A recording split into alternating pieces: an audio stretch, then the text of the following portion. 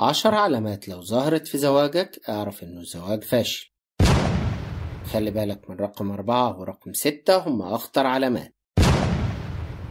كمان العلامة رقم 7 معناها ان الزواج ذاهب بلا عودة. من العلامات اللي انت هتسمعها دي لو ظهرت علامتين او اكتر اعرف ان انت في دايرة الخطر. خليك معنا لاخر الفيديو وانت هتستفيد.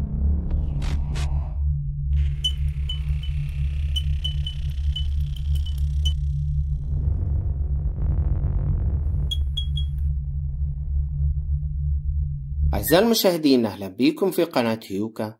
معاكم باسم، وقبل ما نبدأ الفيديو ياريت نعمل لايك وشير علشان الكل يستفيد، ولو أول مرة تشوفنا اشترك في القناة وفعل زر الجرس علشان يوصلك كل جديد. النهاردة هنتكلم عن 10 علامات لو لقيت منها علامتين أو أكتر فأنت بالتأكيد في دائرة الخطر. أول علامة من علامات الزواج الفاشل هي غياب التواصل الفعال، يعني لما الزوجين يتجمعوا في البيت أو في الطريق أو في العربية ومش لاقيين حاجة يقولوها لبعض، فده معناه إن العلاقة بينهم في خطر كبير. أو لما يكونوا قاعدين مع بعض في نفس الغرفة بس واحد بيتفرج على التلفزيون والتاني ماسك تليفونه، كل واحد فيهم في وادي. أو حتى لو كل طرف بيتكلم مع التاني بس علشان اليوم يعدي من غير ما يكون فيه نقاش حقيقي، كده يبقى فيه مشكلة كبيرة. أو كمان لما الحوار كله يكون أوامر أو انتقادات أو حتى صمت تام، فده مؤشر خطر جدا وعلامة على وجود شرخ في الزواج، لأن الزواج السليم لازم يكون فيه حوار مستمر وتفاهم. تاني علامة هي قلة الاحترام المتبادل، يعني لما حد فيهم يهين التاني، يتريق عليه قدام الناس، أو حتى يبقى عنده أسلوب استخفاف وتحدي ليه، فده مع الوقت بيخلي العلاقة بتتهد وبتنهار، لأن الاحترام هو العمود الفقري لنجاح أي علاقة، ولما الاحترام يبدأ يختفي العلاقة بتتحول لجحيم.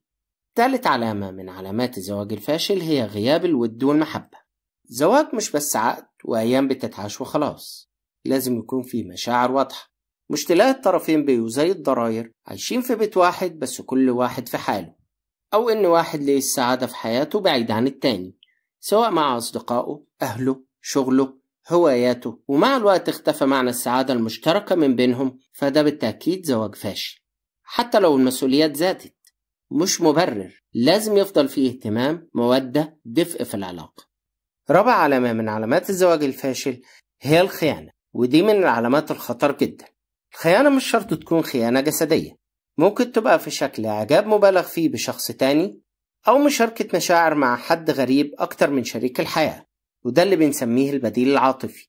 ده بيكون مؤشر قوي جدا على إن في فجوة كبيرة بين الزوجين، ومع الوقت العلاقة بتتفكك بينهم.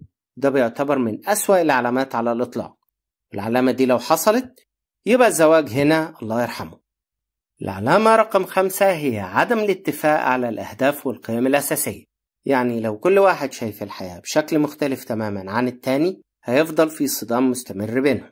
زي مثلا إن واحد شايف الفلوس أهم حاجة والتاني شايف إن العيلة أهم، أو واحد عايز يسافر برا والتاني مش عايز، أو واحد متدين جدا والتاني مش مهتم. كل الحاجات دي لو مفيش فيها تفاهم العلاقة هتبقى دايما متوترة وفي خطر. العلامة رقم 6 في الزواج الفاشل هي غياب العلاقة الحميمة أو التعامل معاها بروتين قاتل. الحياة الزوجية مش بس مسؤوليات، لازم يكون في تواصل عاطفي وجسدي مستمر ما بينهم، فلو العلاقة دي بقت مجرد واجب أو اختفت تماما فده مؤشر خطر جدا على أن كل طرف فقد انجذابه للتاني، أو مثلا في طرف من الطرفين بيستخدم العلاقة الزوجية كوسيلة إذلال للطرف التاني، فالزواج هنا ذاهب بلا عودة. كل ده بيدمر أي زواج على المدى البعيد. 7 علامة هي الاستسلام واليأس. لو العتاب والخناق بين الزوجين اختفى برغم انهم مش متفقين ولا مبسوطين مع بعض، فدي علامة على ان الزواج ده وصل للنهاية. المرحلة دي بتحصل لما طرف من الطرفين يقول لنفسه مفيش فايدة ويبدأ يستسلم، والطرف التاني مش مهتم أصلا ومريح دماغه. ومن وجهة نظري دي من أخطر العلامات على فشل الزواج. العلامة رقم 8 هي عدم تقبل الطرف الآخر زي ما هو. في ناس بتدخل للزواج بفكرة إنه هيغير الطرف التاني، وده تفكير خاطئ تماما، لأن مفيش شخصية بتتغير. في سلوك بيتعدل، في تصرفات بتتظبط، لكن الشخصية عمرها ما تتغير. لو حد مش متقبل شخصية التاني ودايما عايز يغيره بالعافية، ده هيخلق ضغط مستمر وخناقات ملهاش نهاية. كنا شرحنا النقطة دي قبل كده بالتفصيل في فيديو ازاي تختار شريك حياتك المناسب لشخصيتك، ولو اخترته طلع مش مناسب هتتعامل معاه ازاي. هسيب لكم الرابط في صندوق الوصف. العلامة رقم 9 في علامات الزواج الفاشل هي قلب الأدوار أو عدم تحمل المسؤولية، زي إن الزوج مش عارف يبقى راجل أو الزوجة رافضة تكون امرأة. يعني لما الراجل يسيب مسؤولياته عن البيت للمرأة باللامبالاة والاستهتار، سواء كان في الأمور المادية أو في احتياجات البيت، أو إن المرأة تاخد مكان الرجل بالتسلط والعناد والاسترجال اللي أصبحوا موضة الأيام دي.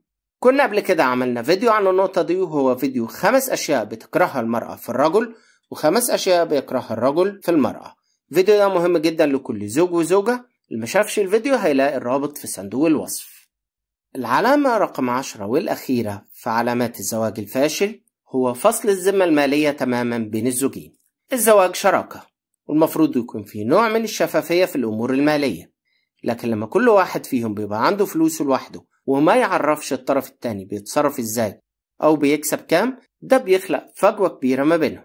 المشكلة بتزيد لما كل طرف يحس إنه مش مضطر يشارك الطرف التاني في المسؤوليات المادية للبيت أو للأولاد، وده بيعمل إحساس بعدم الأمان وانعدام الثقة. طيب إمتى يكون فصل الفلوس مشكلة؟ لو كل واحد فيهم بقى بيصرف على نفسه وعايشين في بيت واحد كأنهم مش متجوزين، ده مشكلة.